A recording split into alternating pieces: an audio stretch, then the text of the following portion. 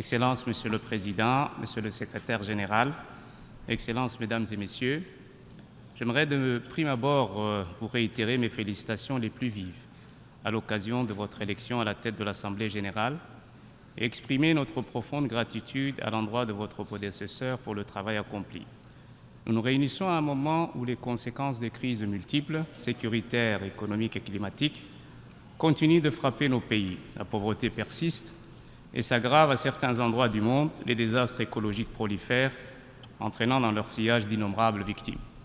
Nous réitérons nos condoléances au gouvernement et au peuple frère du Maroc et de la Libye et leur réaffirmant notre pleine solidarité. Les innovations technologiques sont porteuses d'espoir, mais engendrent légitimement des peurs quant aux usages destructeurs qui peuvent en être faits. Tous ces défis, si nous devons les relever ensemble, exigent plus de confiance, plus de coopération internationale et plus de solidarité. Le thème retenu pour cette 78e session, rétablir la confiance et raviver la solidarité mondiale, accélérer l'action sur l'agenda 2030 et ses objectifs de développement durable vers la paix, la prospérité, le progrès et la durabilité pour tous. S'il est noble, il faut reconnaître tacitement que la trajectoire que nous semblons avoir prise est en fait inverse. Le déficit de confiance et la suspicion mutuelle sont omniprésents et affectent de manière négative la coopération internationale. Au multipartisme inclusif et intégré que le secrétaire général a appelé de ses vœux, s'oppose une logique des clubs et des groupes, ce qu'un analyste a appelé le mini-latéral. Cette érosion de la confiance n'est pas soudaine. C'est le résultat d'une lente détérioration, d'une part, à la résistance implacable au changement des institutions mondiales, née à la fin de la Seconde Guerre mondiale, d'une inégalité qui se creuse et se fossilise, ainsi que la compétition géopolitique accrue de ces dernières années.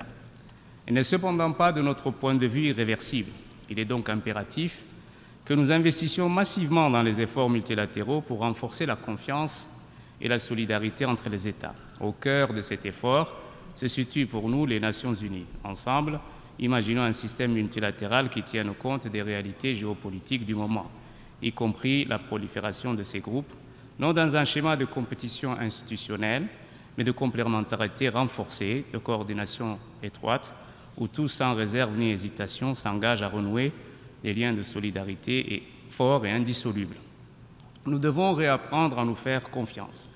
Nous devons bâtir un système multilatéral réformé, juste et représentatif, où tous trouvent leur compte puissant et moins puissant. Nous devons pouvoir ensemble envoyer un message sans équivoque, ni doute, que nous sommes déterminés à bâtir une organisation robuste, qui répond de manière crédible aux défis titanesques du moment. Monsieur le Président, Monsieur le Secrétaire général, Excellences, l'urgence doit guider notre action. Le retard pris dans la mise en œuvre des objectifs de développement est accablant. Pour la crédibilité du système, nous sommes à mi-chemin et bien loin des objectifs. Selon certaines estimations, si le rythme demeure le même et que les volumes de financement restent inchangés, il faudrait 63 autres années pour y arriver. Près d'une décennie s'est écoulée depuis l'adoption de l'agenda 2030 pour le développement durable et du programme d'action d'Addis Abeba. De multiples engagements ont été pris depuis, mais malheureusement, nous nous trouvons dans une situation où nos pays sont encore plus dans le besoin maintenant que durant la dernière décennie. À cet effet, le FMI a déclaré qu'un tiers de l'économie mondiale sera en récession en 2023. Et pour la première fois, le PNUD a également constaté que l'indice de développement humain est en baisse dans 9 pays sur 10. À cet égard, notre pays reste pleinement engagé de manière constructive dans les négociations intergouvernementales du sommet du futur, qui devrait accélérer la mise en œuvre de l'agenda 2030 pour le développement durable. En outre, il est important de souligner l'importance cruciale de la réforme de l'architecture financière internationale et de la mise en place de mesures allant au-delà du PIB afin que nous puissions combler le déficit de financement du développement. La vulnérabilité croissante des pays en développement en matière d'endettement nécessite également des mesures supplémentaires urgentes pour réformer l'architecture de la dette internationale. En effet, le coût élevé de l'emprunt, combiné à la diminution des recettes publiques, empêche les pays en développement et les pays les moins avancés d'investir dans les ODD et augmente également le risque de défaut de paiement de la dette. Il nous faut nous remobiliser davantage en vue de la réalisation de nos objectifs d'ici 2030. Ce plan représente l'espoir de l'humanité. Nous ne pouvons céder à la tentation de l'abandon. Nous sommes conscients que les difficultés sont réelles. Elles ne sont cependant pas insurmontables. Les moyens pour y parvenir sont clairement énoncés par les SDG Stimulus Package du secrétaire général.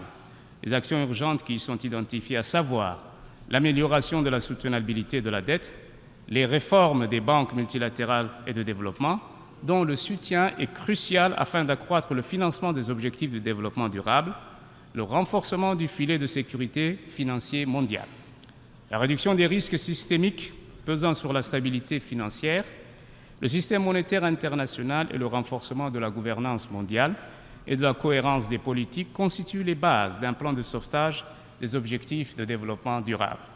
Le plan de sauvetage du secrétaire général, s'il n'a pas été suffisamment écouté jusque-là, doit être mieux pris en compte dans les discussions autour d'une possible réforme de l'architecture financière internationale. À cet égard, nous sommes encouragés par les déclarations de soutien que nous avons entendues lors du débat général.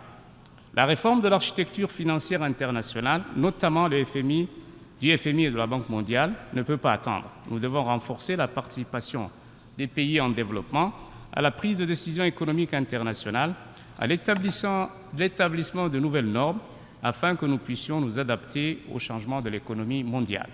Nous devons ensemble accélérer le Bretton Woods Moment, auquel le secrétaire général faisait référence. Le dialogue doit s'intensifier autour de la réforme de l'architecture financière internationale entre les institutions financières multilatérales et les Nations unies dans le respect, bien sûr, du mandat de chaque organisation. Monsieur le Président, Monsieur le Secrétaire général, en dépit de la détérioration économique mondiale et les difficultés énoncées ci haut, Djibouti a œuvré inlassablement à la réalisation des ODD et a enregistré des avancées notables dans la réduction de la malnutrition et de la sous-alimentation et a géré de manière efficace la pandémie du Covid-19. Djibouti a intégré les ODD dans nos plans nationaux de développement et nos stratégies telles que la vision Djibouti 2035. Ainsi, notre gouvernement a pris des mesures pour aligner ses politiques et ses programmes sur les cibles et les indicateurs des ODD. Nous avons également identifié des domaines prioritaires qui correspondent à des ODD spécifiques tels que la réduction de la pauvreté, l'accès à l'eau potable et à l'assainissement, ainsi que la croissance économique durable. En fait, notre pays est confronté à des défis liés à la pauvreté, au chômage et au développement des infrastructures qui sont au cœur des ODD.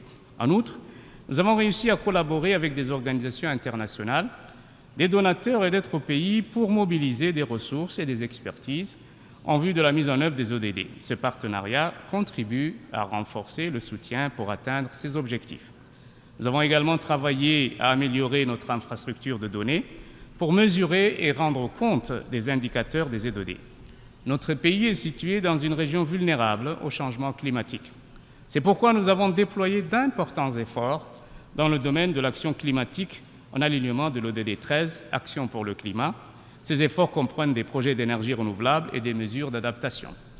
En plus des chantiers d'envergure actuellement en cours dans le domaine de la géothermie, Djibouti est fier d'informer les pays amis ici présents que nous avons inauguré le tout premier parc éolien qui fournira 60 MW d'énergie propre. Ce projet a été réalisé grâce à un partenariat public-privé et une capacité supplémentaire de 45 MW d'énergie renouvelable est déjà attendue à travers un consortium d'investisseurs et avec la participation de l'autorité des ports et des zones franches et du Fonds souverain de Djibouti.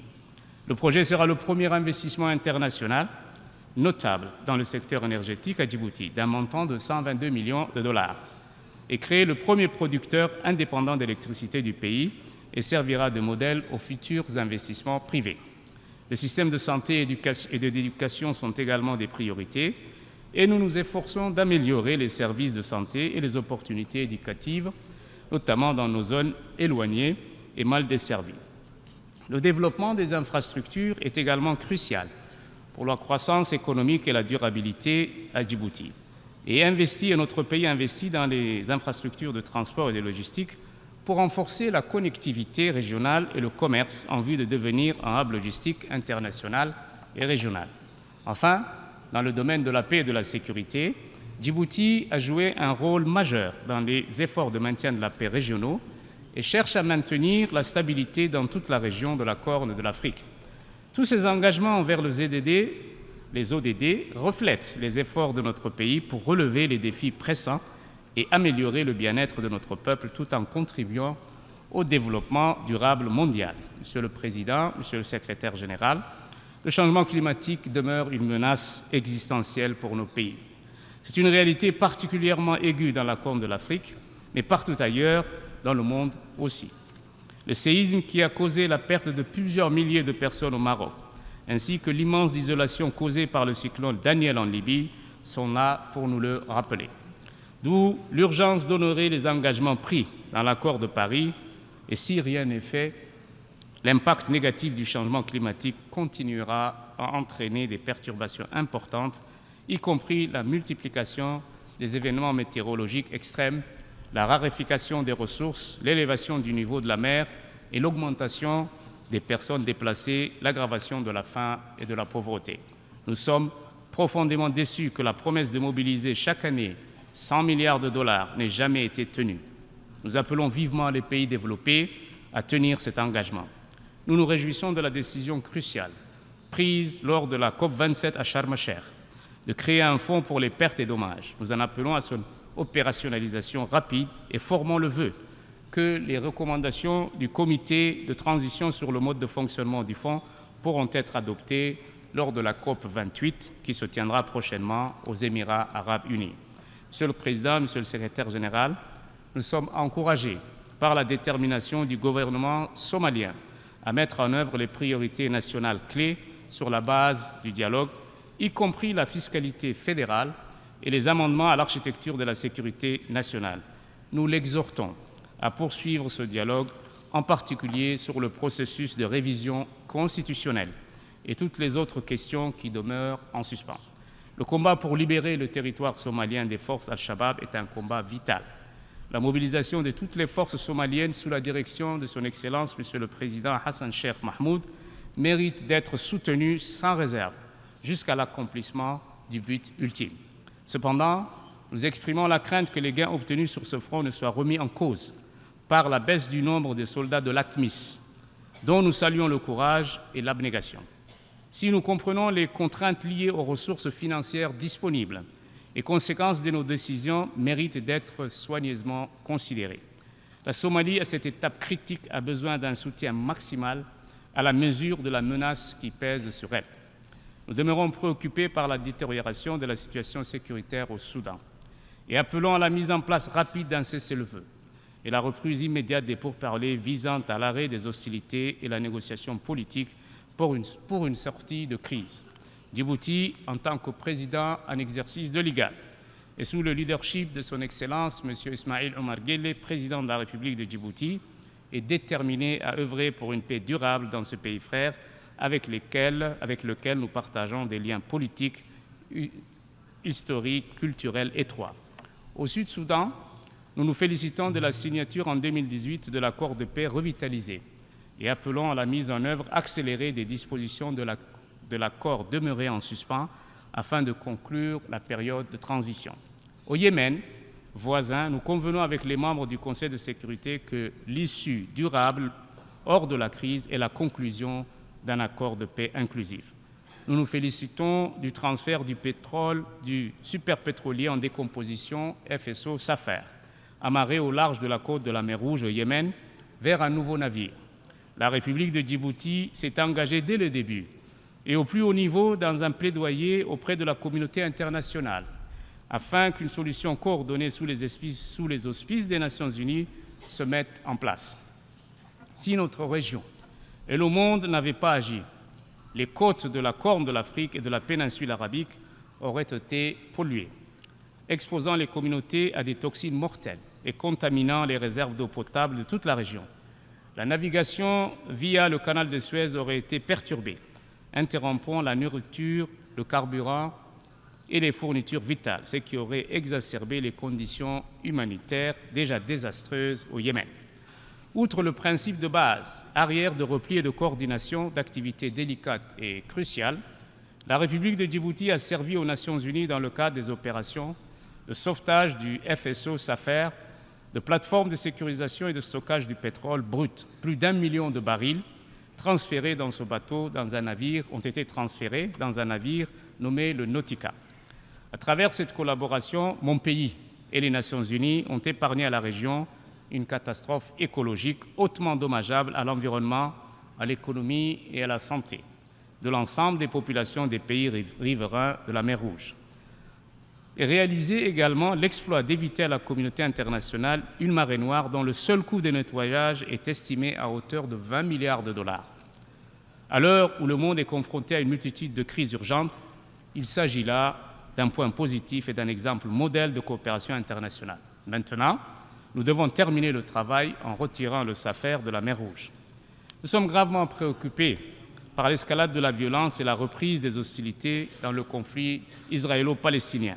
Nous sommes concernés par la poursuite d'Israël en toute illégalité de la construction et l'expansion illégale de colonies de peuplement. La reprise des hostilités et la poursuite des activités de peuplement mettent en péril la viabilité de la solution à deux États. Face au désespoir montant, l'incertitude croissante et l'absence d'un horizon politique, il nous faut agir. L'initiative de revitalisation du plan de paix arabe, menée conjointement par l'Arabie saoudite, l'Égypte, la Jordanie, la Ligue des États arabes et l'Union européenne, mérite notre plein soutien. Monsieur le Président, Monsieur le Secrétaire général, nous l'avons dit à plusieurs reprises depuis cette tribune, nous le répétons encore aujourd'hui, nous sommes épris de paix, nous demeurons entièrement disponibles à achever le processus de normalisation avec l'Érythrée, trouver un règlement durable et pacifique aux différents frontaliers qui continuent à nous opposer, ainsi que les autres questions en suspens. Pour conclure, je souhaite exhorter de nouveau les pays membres des Nations Unies à bâtir ensemble un avenir plus sûr, plus prospère, plus solidaire, un avenir d'où la guerre, la faim et la pauvreté sont exclus. Je vous remercie.